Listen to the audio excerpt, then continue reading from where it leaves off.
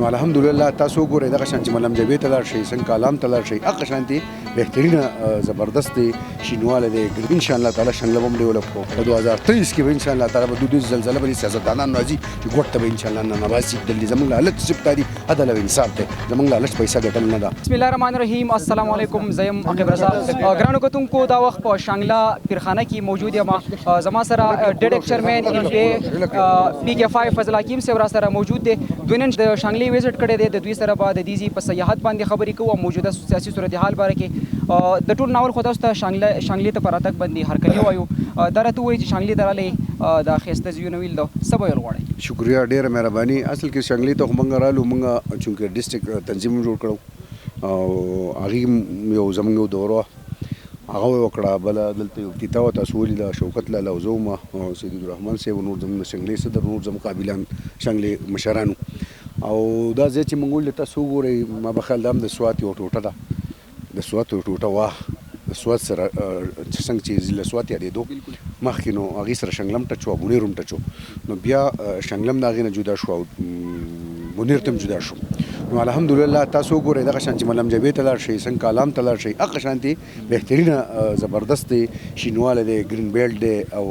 ډېر زبردست علاقه ده چونکې روډ ورته نشته. ان شاء الله تعالی زموږ د پی ټی آی ویژن هم دی د عمران خان سوچ دی د محمود خان سوچ دی زموږ د چیف منسټر صاحب چې ان شاء الله ټوریزم دپاره به موږ ډېر زیاته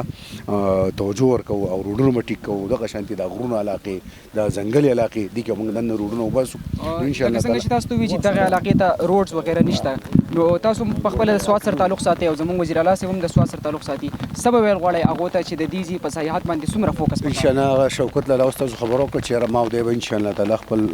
چیف منسټر صاحب ته کینو او هغه زموږ روډ دی د ملکنډ چیف منسټر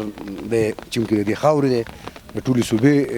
چیف منسټري کوي خو الحمدلله الله کلاک شکر ده په 70 سال کې اولنۍ پیره ده چې زموږ د سوات بیا د ملکنډ ډویژن په یو دغه کې څوک چیف منسټر صاحب په ګټه عهده نه راغلی. نن الله ماک زموږ باندې رحم وکړو او عمران خان زه وایم چې د عمران خان کم از کم خصوصا سوات والا بیا ملکنډ ډویژن والا د زړه له کومې نه شکریه ادا کوي چې یاره په 70 سال کې یو کس د خلکو له مطلب چې منسټري نه ورکړي موږ ته یو لیډر نه ورکړي عمران خان موږ ته راکړه. ان شاء الله تعالی شنګله به هم ډیولپ کوو مطلب دیر بم افر دیر بم ډیولپ کوو کمراټ بم ډیولپ کوو کالام بم کوو ملم جبه بم کوو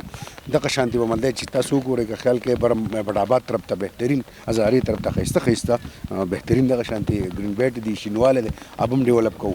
کې به کېږي چې څومره مطلب دی چې ټوریزم سپاټس ان شاء الله تعالی کوشش به کوو چې موږ 100% وکړو او که 100% ونه شي نو 80% 70% ان شاء الله تعالی زموږ 3 کاله پاتې دي به 3 کال کوو موږ هغې ته روډونه وباسو بهترین کارونه به کوو ان شاء الله تعالی. چونکې تاسو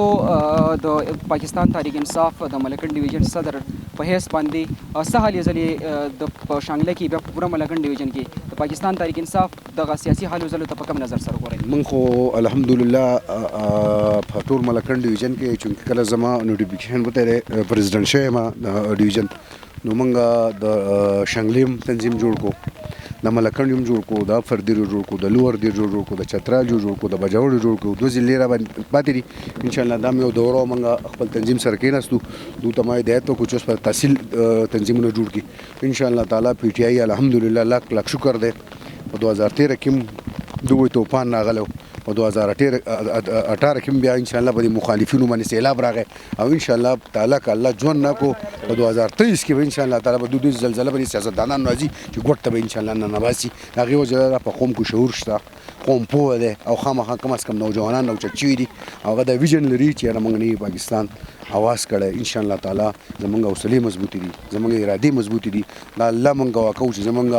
زموږ لالچ صرف د قوم اوچتېدل دي زموږ لالچ صرف د خپلې ځمکې اوچتېدل دي زموږ لالچ صرف دا دي عدل او انصاف دی زموږ لالچ پیسه ګټل نه ده زموږ لالچ ظلم نه دی لالچ زموږ خپل ذاتي نه دی موږ د خپلو بچو څنګه چې خیال ساتو دغه شان د خپل عوام خیال ساتو څنګه چې د خپل کور نه غریب خیال ساتو دغه شان د خپل ضلع د خپل ملک د خپل صوبو خیال ساتو زموږ سره به الله مدد دي دا زموږ ایمان دی ان شاء الله تعالی نه بري نه مدد راځي اعلی چې تا زړه پاکي ته مخلص د خپل قوم سره د خپل عوام سره د خپل ځمکې سره ان شاء الله تعالی دا موږ دعوه کوو چې هر څه انسانان یو غلطیانې به رانم کېږي بل څه به رانم کېږي موږ د خپل قوم سره د خپل ځمکې سره او د خپل عوامو سره مخلص یو ان شاء الله تعالی دا ملک دا صوبه په مخ پر وړاندې به بیایو ان شاء الله.